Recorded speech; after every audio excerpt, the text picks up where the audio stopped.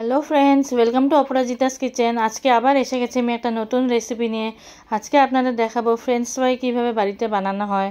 বিকালবেলা অনেক সময় বাচ্চারা খুব আবদার করে কিছু বাইরের জিনিস খেতে, তো এটা যদি আপনারা শিখে নেন তাহলে ঘরেই আপনাদের বানিয়ে নিতে পারবেন।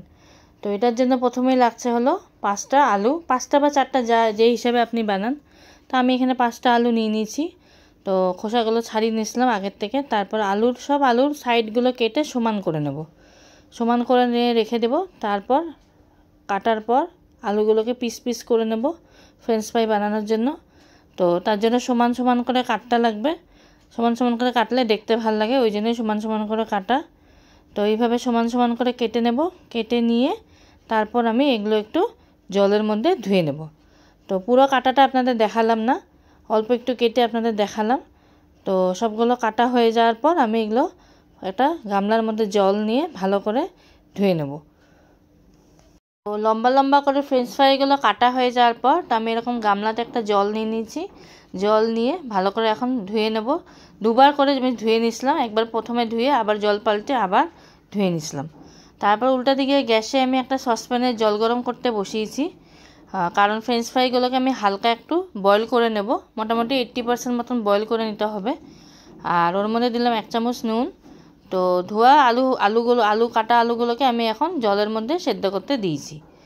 তো জলের মধ্যে সেদ্ধ করার সময় দেখবেন যে সাদা সাদা এরকম একটা ফেনা টাইপের এসছে, এগুলো ফেলে দিতে হবে সব। তারপর হালকা সেদ্ধ হয়ে যাওয়ার পর আমি এটা একটা স্ট্রেনারে স্ট্রেন করে নিয়েছি। তো দেখতেই পাচ্ছেন আলুগুলো হালকা সেদ্ধ হয়ে গেছে আমার। তারপর একটা টাওয়াল নিয়ে নিয়েছি, টাওয়ালে এই আলুগুলোকে একটু আমি শুকিয়ে নেব, সামান্য একটু শুকিয়ে নেব। তো শুকিয়ে নেওয়ার পর তারপর আমি একটা মশলা বানাবো। তো সবগুলো আলুই সমানভাবে একটু টাওয়াল দিয়ে এরকম করে চেপে চেপে দেবেন, তাহলে ভালো করে শুকিয়ে যাবে। তো এখন এই ফ্রেঞ্চ ফ্রাই বানানোর জন্য আমি একটা মশলা বানাবো। তো প্রথমে একটা থালাতে আমি নিয়ে নিয়েছি অল্প চালের গুঁড়ো। তো চালের গুঁড়ো নেওয়ার পর এই সেদ্ধ করা আলুগুলোকে আর কি আমি এই চালের গুঁড়োর সাথে মিক্স করছি।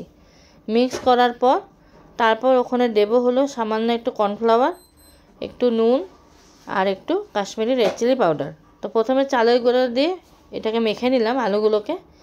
তারপরে মশলাগুলো অল্প অল্প করে দিয়ে আবারও মেখে নেব। তো এটা প্রথমে মেখে নিতে লাগে, মেখে নিলে একটু স্পাইসি হয়। তা আপনারা যদি চান আরও স্পাইসি করতে এর মধ্যে চিলি ফ্লেক্সও দিতে পারেন, অরিগেনো দিতে পারেন।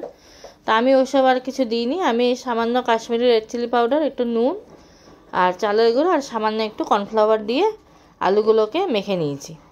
তো ভালো করে মাখা হয়ে গেলে তারপর এগুলোকে আমি তেলে ভাজবো। তো ওইদিকে কড়াইতে আমি তেল গরম করতে দিয়েছি, রিফাইন্ড অয়েল। তো রিফাইন্ড অয়েলেই ভাজলে ফ্রেঞ্চ ফ্রাইগুলো ভালো হয়, তাই একটু রিফাইন্ড অয়েল, পরিমাণ মতন রিফাইন্ড অয়েল আমি গরম করতে দিয়েছি। তো একটু কাশ্মীরি রেড চিলি পাউডার কম মনে হলো, তাই আবার একটু দিয়ে আমি মেখে নিলাম। তো কড়াইটা কিন্তু আমাদের পুরা ফুটন্ত গরম হতে হবে। তেলটা ফুটন্ত গরম হয়ে যাওয়ার পর ফ্রেঞ্চ ফ্রাইগুলো এর মধ্যে সব দিয়ে দেবো। তো আমি এইভাবে 2 রাউন্ড ভেজেছিলাম। তো একটা টিস্যু পেপারে সব নামিয়ে নিয়েছি। তো নামিয়ে নেওয়ার পর আমি এর মধ্যে চাট মশলা ছিটিয়ে দিয়েছি। তো আশা করছি আপনাদের আমার এই রেসিপিটা ভালো লেগেছে। তো এবার আমি এটা কেচাপ দিয়ে সার্ভ করে নিচ্ছি একটা প্লেটে। তো অবশ্যই বাড়িতে ট্রাই করুন, বাচ্চাদের ভালো লাগবে। আর যদি ভালো লাগে অবশ্যই কমেন্ট করবে কেমন লাগলো আমার এই রেসিপিটা। আবার আসবো আমি একটা নতুন রেসিপি নিয়ে। আজকের জন্য থ্যাংক ইউ।